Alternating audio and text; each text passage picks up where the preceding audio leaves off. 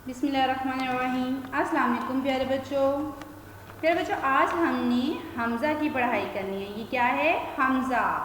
तो स्टूडेंट्स, हमज़ा से कोई लफ्ज़ स्टार्ट नहीं होता। ओके, यानी कि जैसे कि हमने बे से बकरी, बे से बिल्ली, तो फर्स्ट साउंड बे है ना।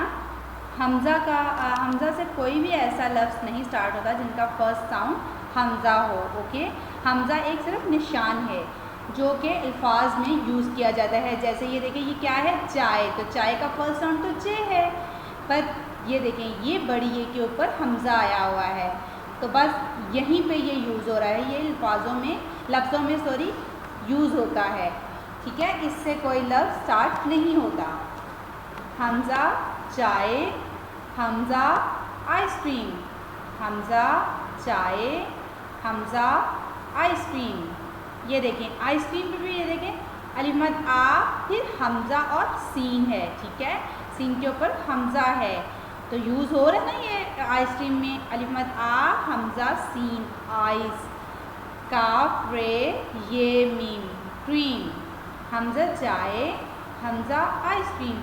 हमज़ा आईना में भी आता है। ठीक है बेटा, आईना में भी हमज़ा यूज़ होता है।